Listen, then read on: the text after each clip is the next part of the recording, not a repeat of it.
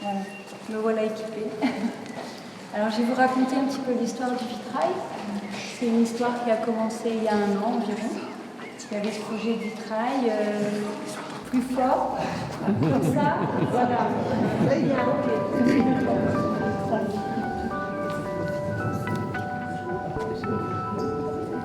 Là, voilà. Donc, bon, ça remonte à 1 an.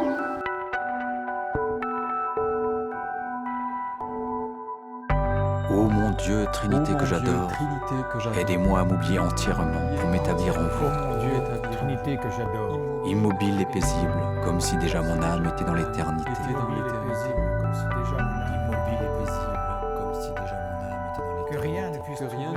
Que rien ne puisse troubler ma paix, ni me faire sortir de vous, ô mon immuable, mais que chaque minute m'emporte plus loin dans la profondeur de votre mystère.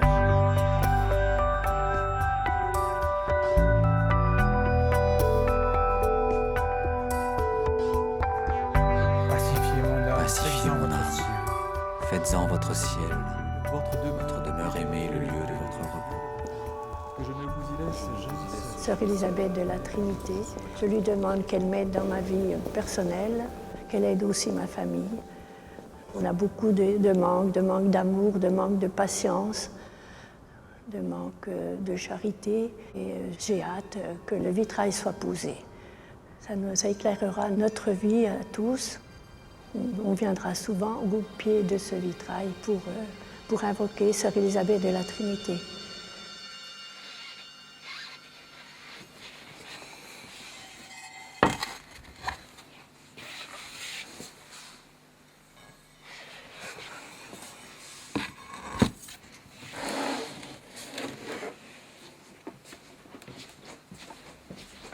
On s'approprie très facilement l'amitié d'Élisabeth parce que je crois que c'est aussi son charisme aujourd'hui. Comme elle pouvait l'écrire, « Je viendrai vivre chez toi », c'est-à-dire en notre propre cœur, comme pour l'illuminer de cette présence qui déjà habitait toute sa vie. Elle aime bien être cachée. Elle est tout à fait le contraire de l'esbrouf, du paraître. C'est le dedans qui est sa spécialité. Quand les gens commencent à la connaître, alors là, ils adhèrent et puis ils en redemandent. Elle est claire parce qu'elle est elle-même éclairée du dedans. Et quand on est éclairé du dedans, quand on porte un trésor qui s'appelle Dieu, forcément, il suffit d'être en contact avec elle pour qu'immédiatement tout apparaisse. Quand elle était vivante, bon, c'était tellement extraordinaire lorsqu'elle paraissait qu'elle n'avait même pas besoin de parler. Elle dansait un quadrille, quelque chose, bon, et on lui disait « Mais Élisabeth, vous voyez Dieu ». Donc sa seule présence était une manière pour elle de témoigner de cette présence qui était en elle.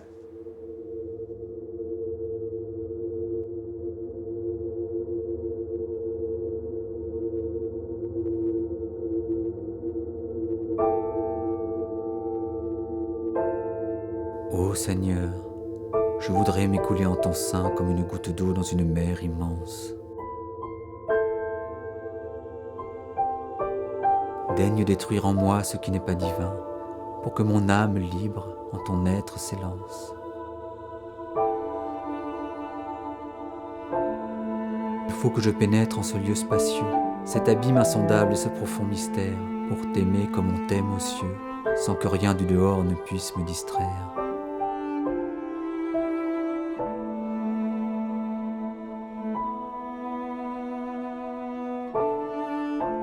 C'est un vieux projet, le projet de vitrail dans le village. Vieux projet. Et de l'autre côté, presque la moitié du vitrail, quand on est en face de la baie, sur un foncier. On prévoyait de faire vivre un espace qui se situe au sud-ouest de l'église et un espace de vitrail qui était en blanc, qui était en transparent. Et on trouvait dommage de laisser cet espace comme ça. Et on se disait c'est peut-être l'occasion de marquer notre époque en habillant cet espace de lumière.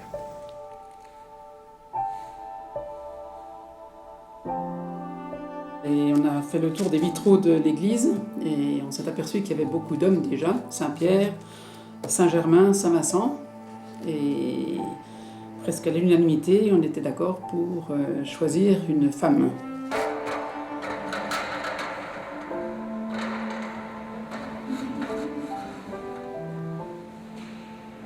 Au départ, Élisabeth Cathèse, et qui, par suite du déplacement de son père, qui était militaire, est arrivée sur Dijon. Elle connaîtra un drame à l'âge de 7 ans, puisque son papa va mourir. Elle se trouvera donc orpheline avec sa sœur Guite, un peu plus jeune qu'elle. Et le petit trio de la maman et de 2 filles va donc mener son existence à Dijon. Curieusement, assez proche du Carmel. Ce qui fait qu'Élisabeth, qui ressent un appel de Dieu très fort, va très vite l'assimiler à un appel du Carmel. Et c'est là qu'elle consacrera sa vie par la suite. Voilà, sœur Élisabeth De la de Trinité. la Trinité. 1880-1906, l'année de sa naissance et l'année de sa mort. C'était au début du siècle, d'ailleurs. Oui, puis voilà. Pas très vieux quand même, quand on réfléchit. Ben, c'était la béatification, Béatification. de sœur Élisabeth de la Fallait Trinité. donc, Le pape Jean-Paul II, C'est Elisabeth, puis il y a les 2 autres qui étaient béatifiés en même temps. Quoi. oui. Il y en avait 3 qui sont là. Pour le moment, elle n'est pas sainte puisqu'elle n'est que bienheureuse, mais il n'y a pas eu de On peut père. faire un vitrail avec pour une Oui, bienheureuse. on peut quoi. mettre. C'est Oui. pas- Puis elle sera peut-être un jour sainte. Hein. Ah oui. Ben oui, il Ah faut ouais. espérer. Oui. Quelqu'un de mon entourage me dit, alors là, si tu veux diviser le village, alors t'as qu'à sortir cette idée de vitrail. Vraiment, c'est quelque chose qui risque de diviser le village. Avant d'arriver à fédérer tout le monde, c'est évident qu'il y a des divergences, des incompréhensions, voire même des fois des interrogations. Et au miracle, au final, eh bien, le sujet a remporté l'unanimité. Les liens se sont renforcés entre les personnes de la communauté paroissiale, renforcés en termes de contact avec la mairie, donc les décideurs. Et donc finalement, c'est une opération qui est, somme toute, très positive.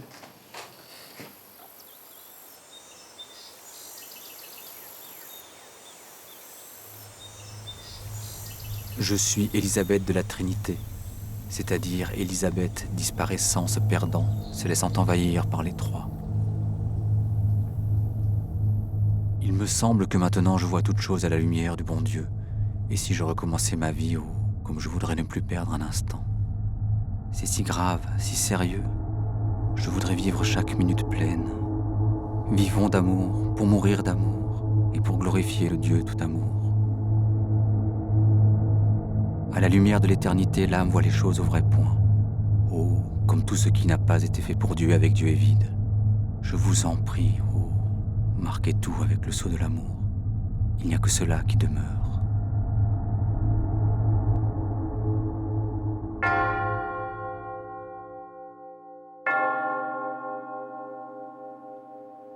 Ce qui séduit particulièrement chez Élisabeth, c'est que la plus haute spiritualité qui nous permet de dire, enfin quand on lit ses écrits, qu'elle a franchi toutes les étapes et qu'elle est parvenue au mariage spirituel, au mariage mystique. Et en même temps dans une humanité qui montre que notre humanité est enrichie du contact avec Dieu. Qu'elle ne nous, comment on pourrait dire, qu'elle ne nous coupe pas de nos racines humaines, bien au contraire. Que la plus authentique spiritualité nous permet d'investir notre humanité. Belle mystique et belle humanité. Et ça se sent dans ses écrits, dans sa manière de se poser, dans le moindre de ses gestes. Pour moi, c'est pas quelqu'un de mystique, c'est quelqu'un de normal. Elle est super accessible. Hein. Elle aimait beaucoup tout ce qui était naturel, donc les arbres, les forêts, les montagnes. Peut-être que moi, en tant que prof de bio aussi, je suis attirée par ça, donc peut-être qu'on se retrouve... Ouais. J'y ai pensé quand j'étais en vacances à la montagne cet été, et je me disais qu'elle a peut-être pas vu celle-là, mais à ce moment-là, on comprend ce qu'elle veut dire, parce que c'est vrai, quand on regarde les montagnes, on est tout petit, c'est quelque chose d'énorme, et elle disait que Dieu et le caramel, c'est encore plus beau que tout ça. Et ouais, moi je la crois. Hein. C'est quelqu'un qui a vécu sa foi comme peu de gens peuvent le faire, et elle ressentait des choses que, quelque part, le commun des mortels n'a pas ressenti. Après, quand elle était jeune, elle était dans le monde, bah oui, elle sortait, elle allait danser dans les bals. Elle vivait une vie de jeune fille totalement normale. Quand on lit les livres où on voit ce qu'elle écrit, bon, c'est sûr, c'est un petit peu d'un autre temps, mais le fond, c'est un fond d'aujourd'hui, quoi. Elle dit des choses hyper actuelles. Petite sœur chérie, il faut rayer le mot découragement de ton dictionnaire d'amour. Plus tu sens ta faiblesse, ta difficulté à te recueillir, plus le maître semble caché, plus tu dois te réjouir. Car alors tu lui donnes. Et n'est-ce pas meilleur de donner que de recevoir quand on aime? Elle nous apprend à être joyeux. Et ouais, moi je crois qu'elle m'a appris à me poser, à réfléchir. Elle m'a appris à prier aussi. Moi j'ai un peu de mal des fois à trouver mes mots. Moi je prends les siens. Et ça va bien. Je crois qu'un secret ne se dit que seul à seul. Donc, et c'est ce qui est intéressant dans sa correspondance, c'est que le secret dont elle parle, et c'est vrai que pratiquement toutes ces lettres sont incandescentes, elles vibrent, elles sont pleines, ces lettres, de tout ce qu'elles portent. Elle ne peut pas s'empêcher de parler de ce qu'elle vit profondément, de ce qu'elle expérimente. Alors, que ce soit avec l'abbé Chevilla, avec sa sœur, avec sa mère, avec sa cousine, ses correspondants. Donc, elle va toujours être dans un rapport très interpersonnel.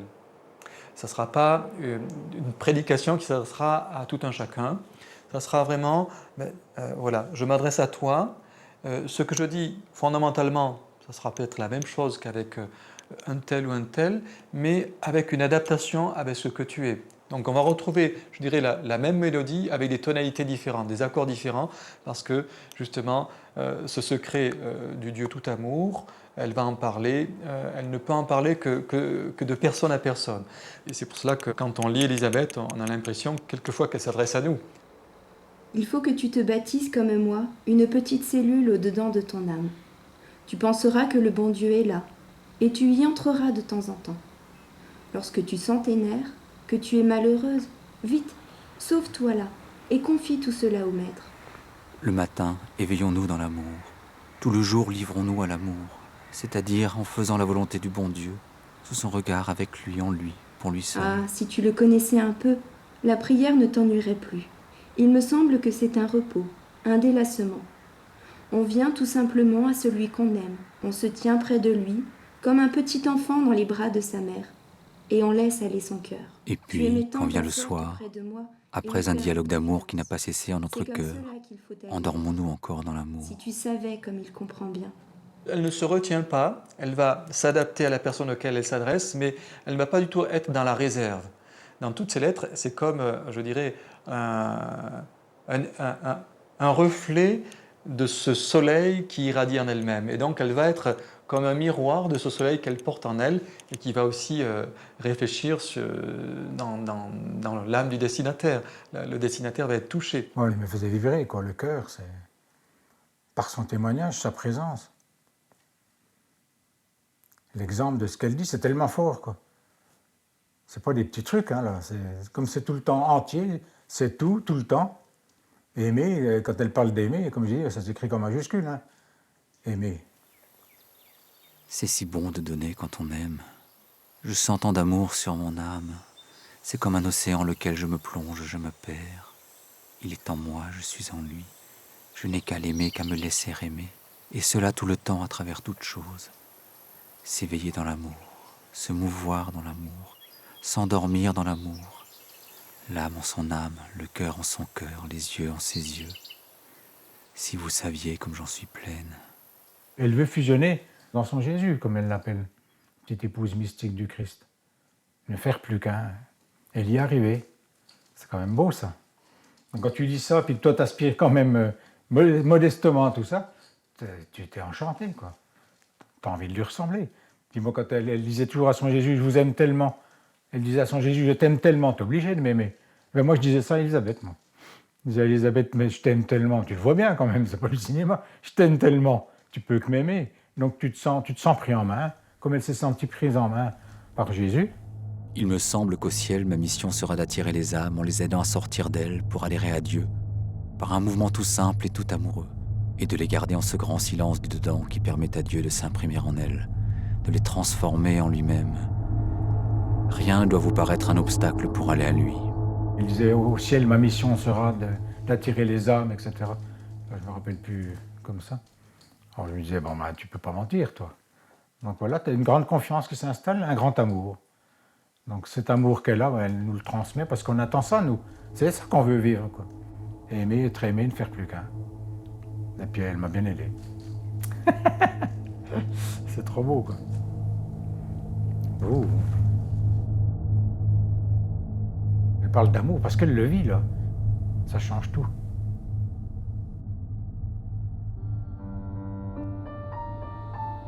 Tout. C'est pas rien, tout. On tombe dans ces mots-là. Totalité, tout le temps. À chaque instant. Quelle merveille, c'est Elisabeth. Je lui dois tout. Hein, alors. Ce que Dieu a uni ne peut se désunir. Il est une immensité d'amour qui nous déborde de toutes parts, et en lui l'étreinte est encore plus forte et plus vraie. Je demande au bon Dieu de t'apprendre tous ses secrets, et je te garde dans ma petite cellule. De ton côté, garde-moi dans la tienne. Ainsi, nous ne nous quitterons jamais.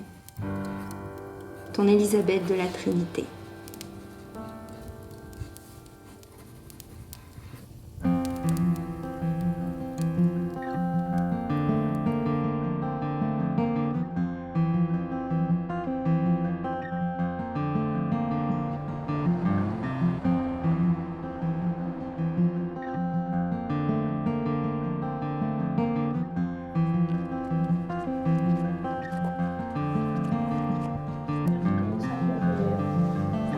On avait choisi une fille parce que c'était le prénom.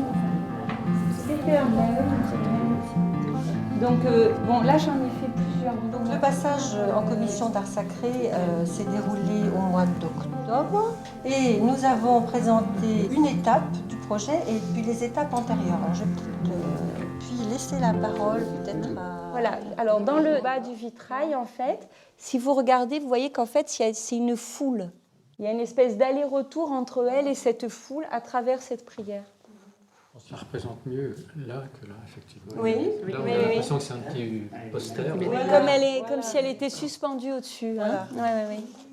Il y a aussi la lumière, donc les rayonnements qui émanent de son cœur. Vous voyez que c'est la seule chose qui traverse la bordure. Hein? Parce que c'est une manière un petit peu d'exprimer le fait qu'Élisabeth, c'est comme si elle avait un petit peu explosé un cadre, comme si elle avait finalement son amour transcende son habit. Et...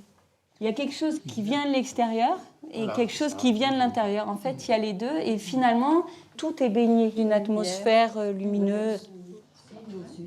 C'est ça qui est intéressant d'ailleurs, parce que l'image qu'on se fait d'une carmélite, c'est plutôt une idée sombre, austère, etc. Et là, elle est beau. Elle a une... C'est très joli. C'est très noir. 3 mètres, c'est un grand vitrail. Ah oui. Oui, d'accord. Vers la terre. Parce que ce bleu, ça fait penser à l'océan aussi. Moi, ça fait penser à la vie. C'est ça, ça fait la terre comme une map monde. Il serait où ce vitrail? Dans l'église de Couchet. Oui, mais au fond... Ah, ça, je sais pas, je connais pas l'église. Mais ce qui est beau, c'est que c'est les habitants du village qui ont voulu un vitrail d'Élisabeth. Ils ont choisi le thème. Je trouve que quand on regarde, la première chose que c'est vraiment cette main qui m'a frappée en premier, moi. C'est le centre là. C'est une main délicate, pleine de respect. Et celle-ci, on peut voir une offrande, mais aussi un appel à tous ceux qui sont là sur la terre. Elle reçoit du ciel, elle reçoit et elle donne. Et en même temps, elle donne. Et ça passe par son cœur et elle donne. C'est beau, c'est le lien entre le ciel, le village, la terre. Je ne sais pas si vous avez remarqué, mais les rayons qui dépassent, débordent du vitrail lui-même. C'est vrai. Mais ce que vous disiez là, le rayon qui vient du ciel et après les rayons qui sortent de son cœur et la lumière qui descend, c'est magnifique. Et en même temps, ce contraste entre l'ombre et la lumière. Et ce que j'aime beaucoup, c'est comme si elle était habillée vraiment de sa prière. Oui. C'est comme un scapulaire. C'est sa prière qui l'enveloppe, enfin, qui est là. C'est quand on pense si le vitrail il a 3 mètres, ben c'est 1,50 m. Donc là, ça a 3 cm, ça fait quand même 30 cm, ça va bien se lire. Donc c'est quand même drôlement bien choisi le texte, parce que tu vois, c'est le début, puis tu as juste le centre, quoi. Ô feu consumant, esprit d'amour, survenez à moi, afin qu'il se fasse en mon âme comme une incarnation du Verbe. Ça s'arrête, c'est là, c'est quand même drôlement bien choisi. C'est ce qu'elle traduit aussi, tu vois, Oui, le feu consumant. Oui. Se fasse en mon âme comme une incarnation du Verbe. C'est beau parce que de ce petit village de Coucher, la Saprière, qui maintenant rayonne comme ça et très jusqu'au c'est incroyable quand on y pense, c'est incroyable.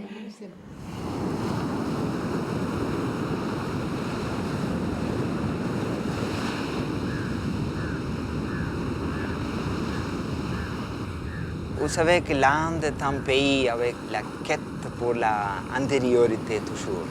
Et pour un Indien, la quête de Dieu, ça fait partie de sa vie. Alors Elisabeth a donné une idée très géniale, très joyeuse. Toujours quand je regarde la photo d'Elisabeth, je regarde dans ses yeux. Là, on voit la lumière. Elle voyait toujours avec ses yeux le Dieu qui est vivant. Donc, de belles photos d'Elisabeth est très attirant et ça nous attire vers Dieu. Her teachings and her thinking are very much related to the Indian concepts of silence, and the Trinity is, of course, for everyone, it's same. We do not know how to explain the Trinitarian concept, but Elisabeth, even though she did not have much theological background, she speaks very nicely about the Trinitarian spirituality. It is I think it is her spirituality can contribute to the theology. In the near future also, I think she can contribute to the theology. C'est-à-dire elle a une méthode de comment se laisser séduire par Dieu. Ça, il faut bien apprendre d'Elisabeth. L'amour et le silence, ça va tous les deux ensemble. Donc Elisabeth le connaissait très bien. Cet amour, ça va grandir seulement dans le silence. Lentement, on entre dedans de soi-même, on reste dans le silence. C'est au profondeur de son cœur, on expérience de l'amour de Dieu. Ça fait partie de notre vie indienne, le silence.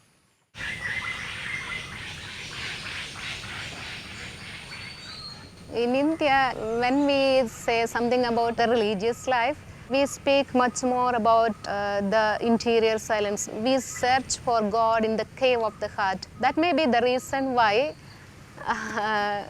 we prefer the silence of Elisabeth.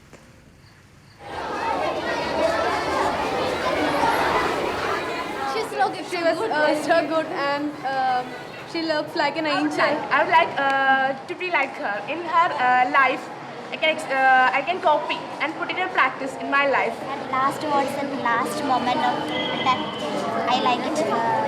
That was, I'm going to like, to love, to life. I am inspired by this word because I also want to go to life, light, love and life. Really? And we can see the beauty of presence of God and very cute, beautiful. She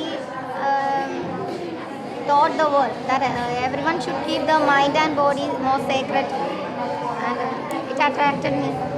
Today's youth more influenced by her because all youth our youth is very attractive in an attractive world, but she sacrificed a lot for God and make her life as a heaven, as a sacred one. So I like her very much because I want to make my life very sacred, very precious. Do you want to dress like this? Yes. From my experience, I feel that she is accompanying me like a sister. Sometimes I say like this, Elisabeth, you are a French lady, a French sister. We haven't met each other. Still then, in a spiritual way, she is my own sister. I feel like that.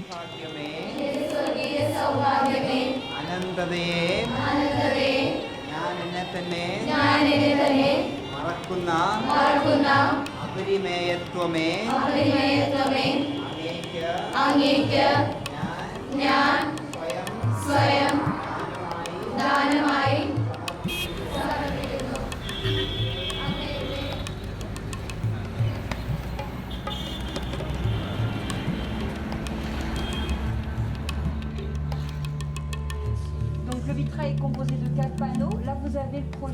une.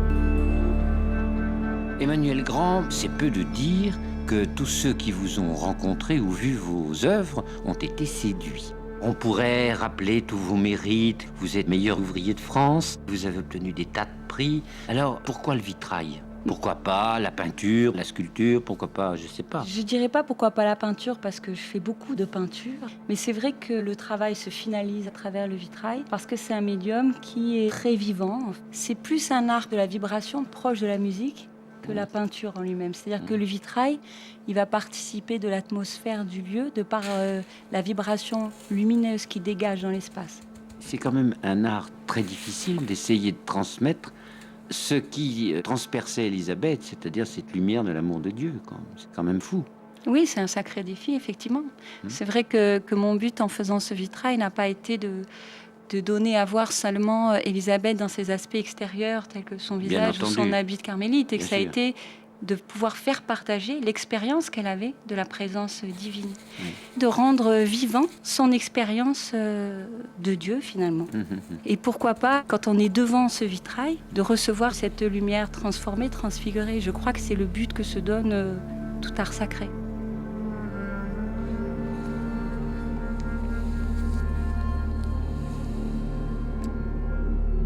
Élisabeth, c'est une mystique. Elle ne parle que d'amour, avec feu, avec passion. Elle est obsédée par la fusion avec l'être aimé. Une de ses dernières paroles a été au soir de la vie, seul l'amour demeure. Oui. Donc pour moi, finalement, Élisabeth, elle est traversée par la lumière divine.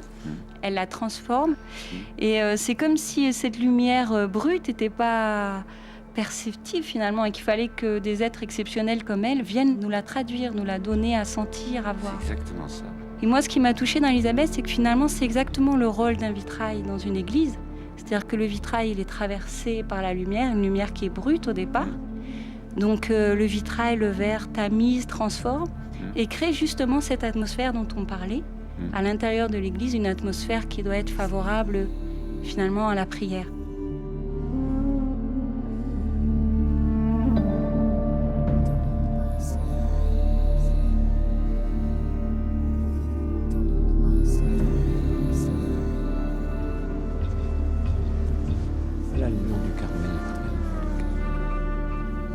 J'ai eu la chance de la rencontrer à différentes étapes de ma vie et c'est vrai qu'elle m'a complètement bouleversé. Elle prend une place essentielle, il n'y a pas de doute, elle est présente du matin au soir. Elle est là comme une amie qui nous fait des clins d'œil, je ne sais pas comment vous dire. Voyez, et ça, c'est nouveau, j'allais dire, dans l'histoire des saints ou de l'accompagnement des saints dans l'Église, quoi. Alors là, c'est le mur exact du Carmel qui n'a pas changé, qu'on a réussi à sauver, comme le mur de Berlin, on en a gardé des petits morceaux. Le mur du Carmel a été préservé tout au moins dans cette partie-là, jusque là-bas. Et normalement, on devrait trouver la plaque qui nous rappelle, elle est là-bas d'ailleurs, qui nous rappelle que le Carmel de Dijon était là.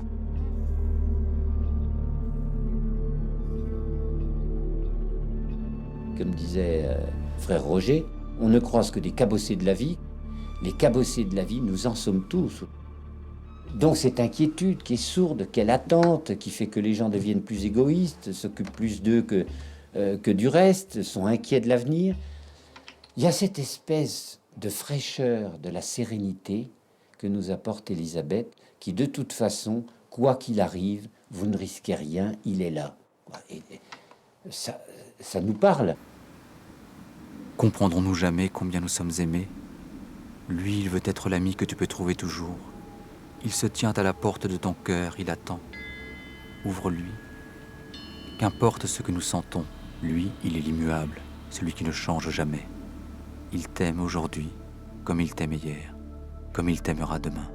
Eh bien voilà, nous y sommes, dans le quartier d'Élisabeth, là où elle a passé toute sa jeunesse. Hélas, la maison n'existe plus puisqu'on a construit ces immeubles modernes, mais elle était à peu près à la hauteur des fenêtres qui sont là, et elle donnait directement sur le Carmel, où les arbres que l'on voit là sont d'époque, si j'ose dire, c'était les arbres qu'elle voyait, car il y avait la cour qui se trouvait juste là.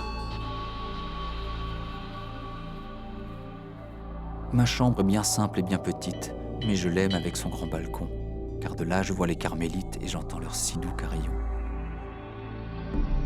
Que de soir j'y viens triste et rêveuse, contempler mon bien-aimé Carmel, tandis que sa cloche mélodieuse, douce et lente, monte vers le ciel. Autour de moi, tout est silencieux. Je suis seul en ce coin délicieux. Je puis donc laisser couler mes larmes, car Jésus seul peut voir mon alarme.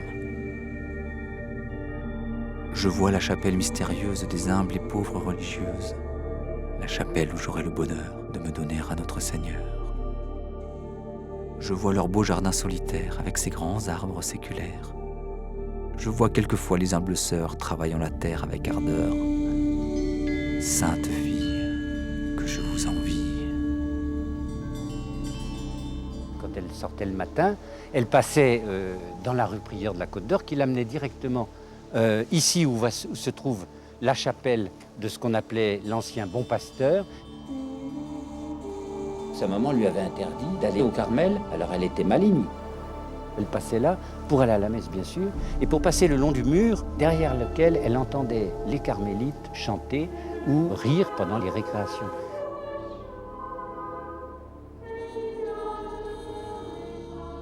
Elle était très fière de faire ce tour permanent. Elle allait jusqu'à l'église Saint-Pierre, où elle s'occupait des enfants. Et elle revenait par le Carmel du boulevard Carnot, où il y avait l'entrée principale qui lui était provisoirement interdite. Entre le Bon Pasteur et Saint-Michel, il n'y a pas 250 mètres. Et c'est à travers ce petit univers-là que notre Élisabeth a réussi à conquérir le monde entier.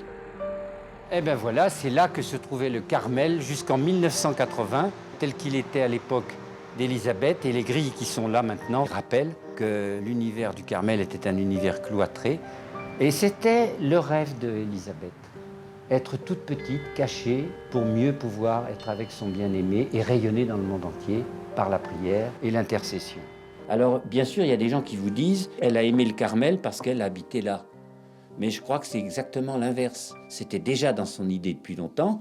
Quand ils sont venus habiter là avec sa maman et sa sœur, c'est un signe. Elle y a vu un signe, que c'était la réponse à ce qu'elle cherchait. C'est depuis toujours. On dirait qu'Élisabeth a cette relation à Dieu dans la peau, dans le sang. Mais il y a un passage significatif à Saint-Hilaire, lorsqu'elle a à peu près 7 ans, 7-8 ans.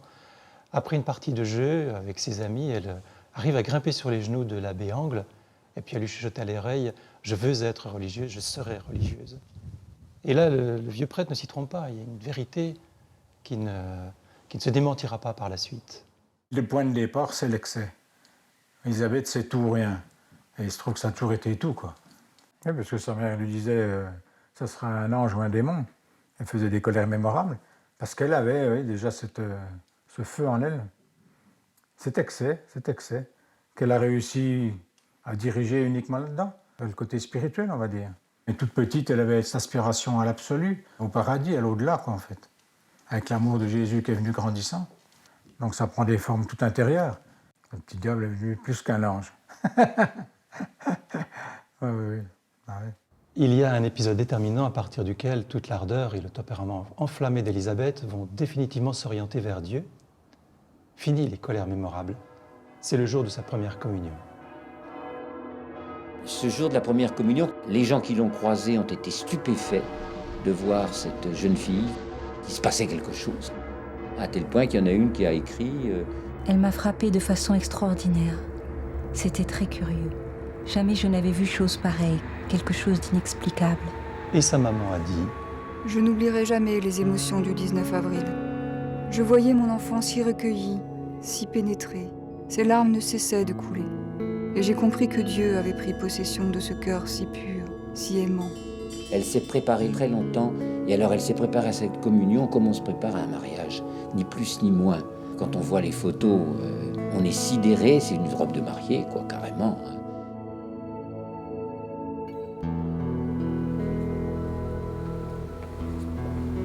Elle n'a pas mangé ce jour-là. Elle a dit qu'elle n'avait pas faim, j'ai pas faim, Jésus m'a nourri.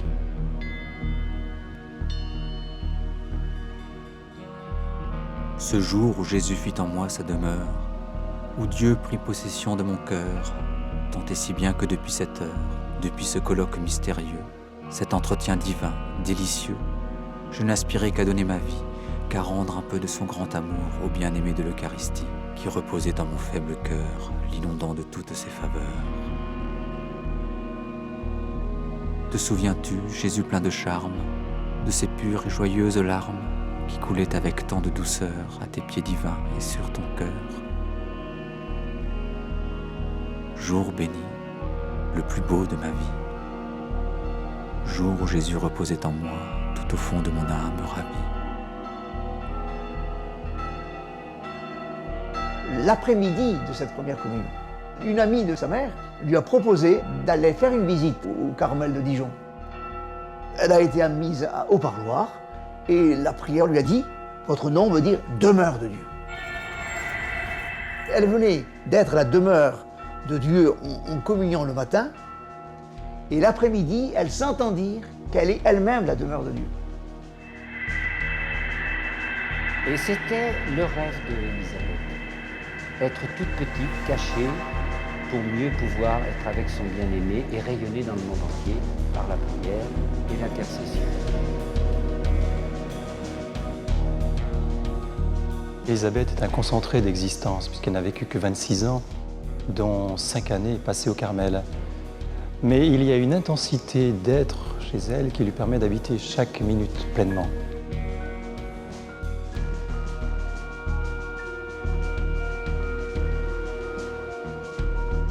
Et puis aussi son côté artiste. Élisabeth est une pianiste, une brillante pianiste.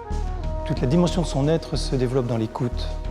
Elle dira d'ailleurs dans sa prière « Je veux passer ma vie à vous écouter ». Élisabeth est une écoutante. Ce qui d'ailleurs certainement rend ses relations humaines aussi riches. Il lui permet de se mettre au diapason, aussi bien de son interlocuteur que du Christ dans la prière.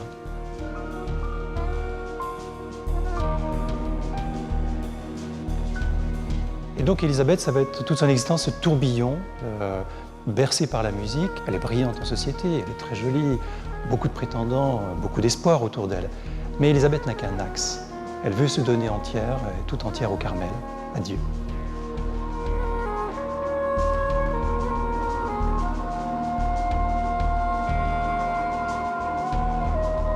Jeune fille, elle avait désiré s'appeler Élisabeth de Jésus, parce qu'elle était depuis toute petite fascinée par Jésus, éblouie par son amour. Et c'est au Carmel, c'est en entrant au Carmel qu'elle a reçu ce nom d'Élisabeth de la Trinité. Et elle l'a vraiment reçu comme un cadeau. C'était pour elle un appel à s'enfoncer dans ce mystère de la Trinité. Et alors, pour elle, la Trinité, mais c'est le foyer d'amour. C'est Dieu tout amour, Dieu qui n'est qu'amour. Et vivre la Trinité, parce que c'est vraiment une vie, c'est ne plus savoir qu'aimer. Alors, il n'y a rien de plus exaltant, effectivement, ne plus savoir qu'aimer et c'est s'oublier soi-même entièrement pour être tout accueil et tout offert à Dieu et aux autres. Ne plus vouloir que le bonheur des autres, quoi. Parce qu'on est aimé d'un Dieu infini, vraiment. Élisabeth disait... Elle se voyait comme une goutte d'eau, elle voulait se perdre dans l'océan, enfin dans cet abîme. Elle aime beaucoup les grandes images, Élisabeth, c'est l'infini, l'abîme, les hautes montagnes, les océans infinis.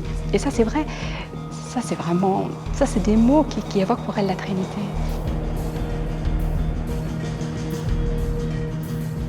Elle se meut dans la Trinité vraiment comme un poisson dans l'eau. Hein. Elle a le chic, le charisme de pouvoir parler de Dieu d'une manière simple. Et c'est ça qui fait sa force. Et puis ce qui fait son originalité, c'est sa manière de présenter la Trinité. Aucune sainte n'a osé dire aux trois personnes « Oh, mais trois ». D'ailleurs, c'est ce qui émerveillait le pape Jean-Paul II quand il a dit, mais elle a osé dire des trois personnes, oh, mais trois. On revient à ce qu'on disait tout à l'heure, elle avait une certaine familiarité avec les trois personnes et en même temps une profondeur d'âme et une manière de présenter les choses qui ravit le cœur, quoi. On sent que les gens, lorsqu'ils acceptent de se laisser faire par elle, font des bons en avant au niveau de la sainteté. Ah oui, il y a une présence. Elle est là. Oui, oui. Elle est là. Elle est avec moi et je sais qu'elle m'entend. Et j'ai même tendance à penser que si je ne passe pas par elle, je ne sais pas, vous verrez si c'est bien ce que je dis, j'ai l'impression que Dieu ne m'écouterait pas si je ne passe pas par elle. Je pense que c'est elle qui m'aide à aller vers Dieu. Élisabeth a le génie de rendre accessible ce qu'elle vit, elle, dans sa vie consacrée, qu'on aurait pu penser réservé exclusivement à des cloîtrés. Mais elle le transpose, elle le diffuse avec les mots simples de la vie, et d'une certaine manière, elle vulgarise la vie mystique. En disant notamment à sa sœur, qui est mariée avec 2 enfants à l'époque, ce que je vis dans mon Carmel, toi tu peux le vivre dans ta vie de famille. Bien sûr, pas avec les mêmes temps de prière, pas avec les mêmes exigences, mais l'essentiel, qui est la relation à Dieu, l'amitié avec Dieu, est accessible à tous, quelle que soit notre condition de vie. Donc c'est génial, avant le Concile Vatican II, d'avoir pu déjà accéder à un tel message. Élisabeth, c'est quelqu'un qui vient me chercher. J'ai l'impression que quand elle vient, tout est dit, tout est éclairci, j'ai plus qu'à marcher, quoi. C'est elle qui éclaire ma vie, c'est elle qui me dirige presque, sans que je m'en aperçoive. Je me rends compte après, je dis tiens ça, je l'aurais pas fait si elle n'était pas passée par là. J'étais pas du tout croyant. J'ai rencontré Élisabeth de la Trinité tout à fait par hasard, un jour de promenade sur un mont un petit peu aux alentours, et je me suis demandé ce que c'était ce Carmel. Nous sommes arrivés donc devant cette cellule d'Élisabeth de la Trinité et j'ai découvert là sa prière qui, par la suite, m'a entraîné sur des chemins que je n'aurais jamais pensé emprunter. Quand le Carmel a déménagé à Dijon, on a transporté la cellule ici. C'est le seul lieu qu'on ait gardé d'elle. Tout à Dijon a été détruit. Donc c'est son lit, c'est sa fenêtre et c'est la vue qu'elle voyait de sa fenêtre en fait. On a pris une photo de ce qu'elle avait en face de sa cellule. Et la cellule, c'est le premier lieu où sa prieure l'a conduit quand elle est entrée au Carmel. Et ça a été pour elle mais un immense bonheur. Ma cellule, c'est le lieu où je suis seule avec lui. Elle l'a écrit à tous ses correspondants. Représentez-vous le bonheur de votre petite Élisabeth, seule avec son maître dans sa cellule. C'est le lieu du cœur à cœur, quoi. C'est un peu troublant, quoi. Au départ, on se dit est-ce que c'est possible que quelqu'un qui est approché des lieux d'aussi près ait pu habiter là et que je le vois de mes yeux, quoi. Je pense qu'Élisabeth, si elle n'avait pas de l'amour pour moi, elle ne mettrait pas je dirais presque cet acharnement à venir me chercher.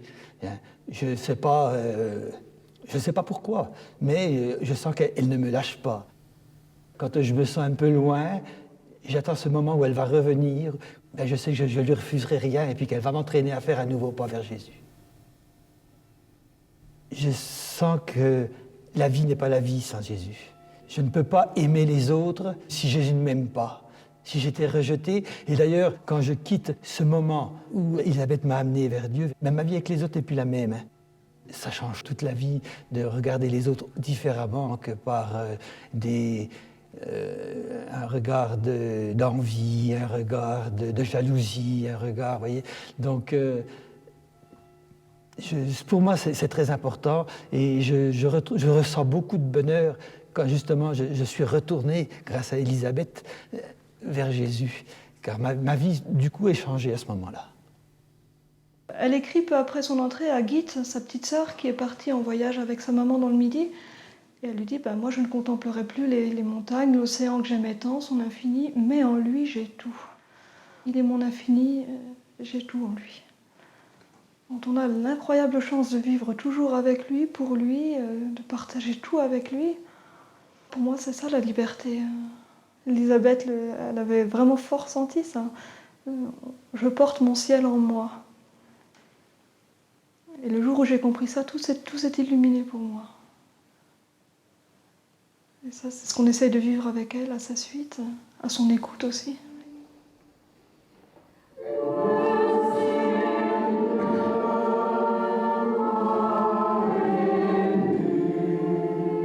Moi, j'ai commencé par découvrir la petite Thérèse, dont je voyais surtout l'aspect apostolique et puis fraternel. Et puis Elisabeth a confirmé cet attrait vers le Carmel avec justement plus, elle, le côté de prière, d'union à Dieu.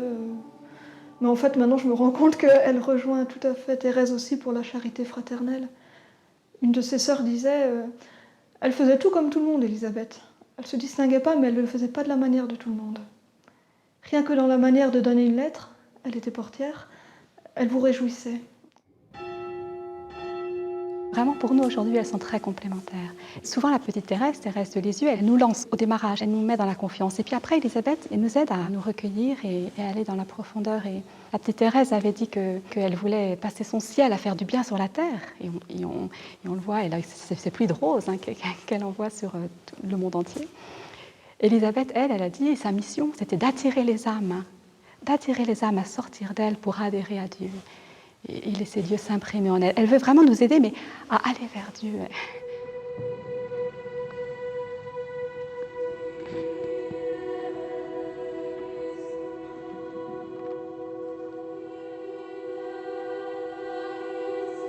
La prière d'Élisabeth, pour moi, c'est presque du mot à mot. Il n'y a pas de passage que j'aime, je les aime tous. Mais il ne me parle jamais de la même façon, ça dépend de ce que je ressens, ça dépend de ce que je vis. Il y a des choses qui ressortent plus fortes que d'autres, ne serait-ce que dans les premières phrases. Aidez-moi à m'oublier entièrement. Je suis un homme qui... je ne pense qu'à moi. Je suis un peu le centre de ma vie. J'ai besoin qu'Élisabeth me le dise et me le répète. Oublie-toi entièrement. Oublie-toi entièrement. Voilà. Ne pas faire les choses, tu les fais gratuitement. Tu ne cherches pas à savoir à en tirer bénéfice. Tu ne cherches pas d'orgueil. Oublie-toi. Vous voyez, c'est une chose un mot qui m'a été donné à une époque ou à un moment qui me revient parce que comme je retombe toujours dans cette faute, dans cette difficulté, j'ai toujours besoin d'entendre. Oublie-toi. Oublie-toi.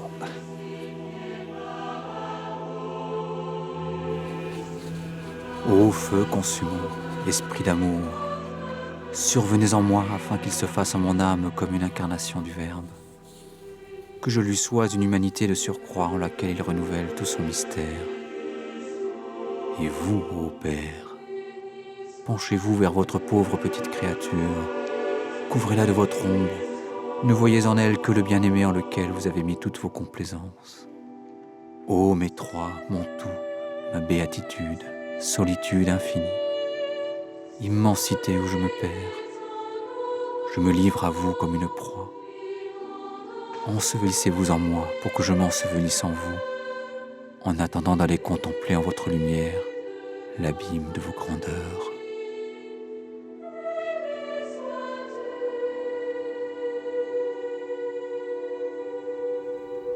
La plus belle conversion et le plus beau miracle que sait faire Élisabeth, c'est le miracle du dedans. Ça ne se voit pas, mais pourtant ça se constate. Donc, pourquoi n'est-elle pas aujourd'hui canonisée déjà, encore, alors que les gens le souhaitent? Parce que vraiment pour eux, elle représente quelque chose d'important. C'est parce que, encore une fois, on a du miracle une définition qui est encore un miracle physique. On est surtout attiré par le physique. Or, c'est surtout le dedans qui intéresse Élisabeth. Mais ça viendra. Tout de suite, au moment de sa mort, les gens ont dit, mais il y a une sainte qui est morte au Carmel, c'était le mot qui revenait. Ils avaient vraiment conscience qu'Élisabeth était quelqu'un, une personnalité riche. Du coup, l'idée est venue d'écrire quelque chose qui donne plus aux personnes qui voulaient mieux la connaître. Donc ici, j'ai la première édition des souvenirs qui sont partis très très vite, édité là en 1909 et réédité jusqu'en 1956 où on a atteint plus de 100 000 exemplaires pour la 16e édition. Entre-temps, il y a eu la traduction des souvenirs à partir des années 1913, 1914, tout de suite en anglais, en allemand, en 1947 en japonais. Et puis, même passage outre-Atlantique, une traduction en brésilien, une parution au Chili. Elle est connue dans le monde entier. Il y a des choses en coréen, en chinois. Il manque un peu les langues africaines. Mais dans les langues slovaques aussi, en polonais par exemple, en russe. Donc ça, c'est sûr qu'elle a un grand rayonnement. C'est vrai qu'aujourd'hui, on est en relation avec plus de 70 pays. Et c'est vrai qu'on s'en est vraiment rendu compte au moment du centenaire. On a envoyé 1200 paquets dans le monde.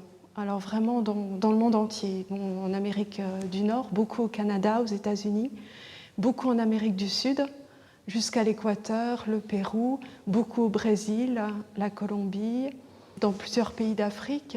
À Madagascar, il y a eu des CD de chants, il y a eu des pièces de théâtre, beaucoup en Europe évidemment, et en Asie, elle est très connue en Inde, elle est très très aimée aux Philippines. On a aussi envoyé en Australie, en Indonésie, enfin un peu partout. Vraiment, Élisabeth est très très présente et très très aimée. Élisabeth est entrée à l'infirmerie en mars 1906. Mais en fait, il y avait déjà un bon moment que la maladie faisait ses ravages progressivement. C'était une maladie épouvantable et des souffrances très très grandes. Elle est allée jusqu'à dire « c'est comme si des bêtes me dévoraient intérieurement ». Elle ne pouvait plus s'alimenter du tout. Les 8 derniers jours de sa vie, elle n'a pas bu même seulement une goutte d'eau.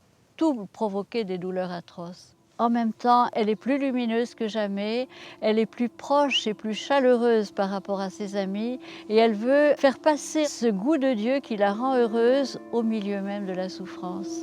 Ça, elle le dit à sa mère, elle le dit à toutes ses correspondantes. Ses dernières paroles, c'est magnifique parce qu'elle était vraiment à bout de force, épuisée. Et là, elle a dit « je vais à la lumière, à l'amour, à la vie ». Et le dernier mot, c'est la vie. Élisabeth disait « Dieu est un feu consumant ».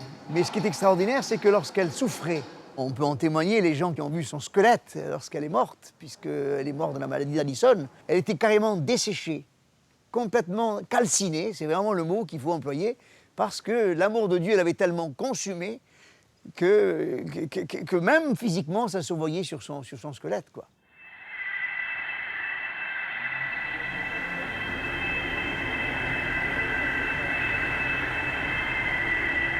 Les sœurs qui pourtant étaient saisies par la douleur, en même temps, il y avait une paix extraordinaire dans la communauté parce que, oui, elle était entrée dans la vie et elle nous montre ce chemin de vie.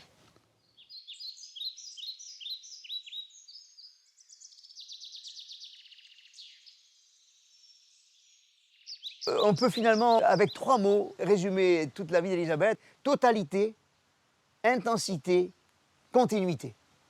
Avec elle, c'est tout, c'est intensément et c'est jamais fini.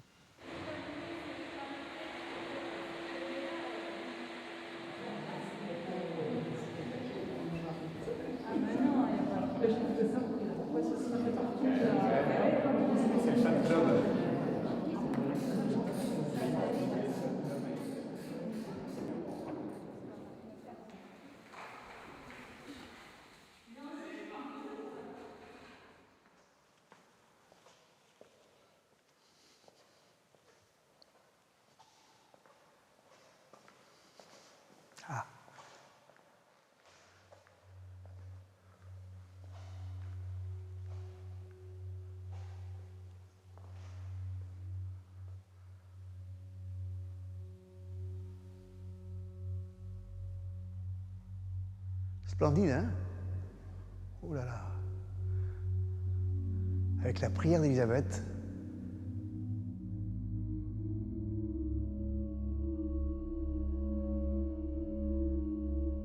Ah oui, vraiment, ce vitrail me ravit. Vraiment. Vraiment, vraiment, vraiment.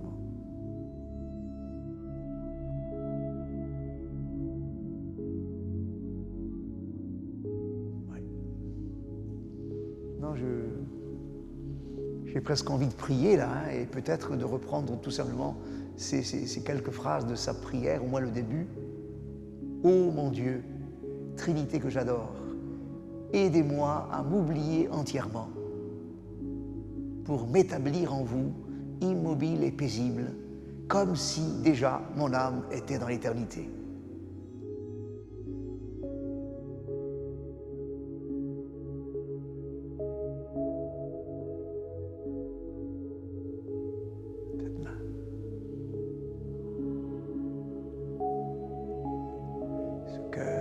Ces rayons.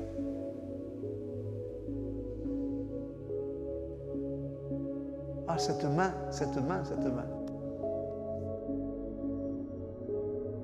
Fou.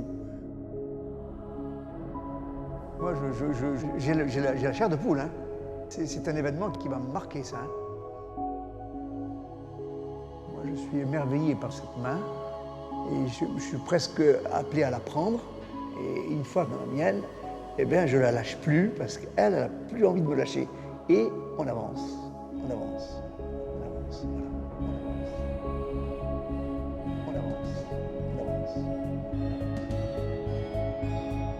Ô Seigneur, je voudrais m'écouler en ton sein comme une goutte d'eau dans une mer immense. Daigne détruire en moi ce qui n'est pas divin, pour que mon âme libre en ton être s'élance.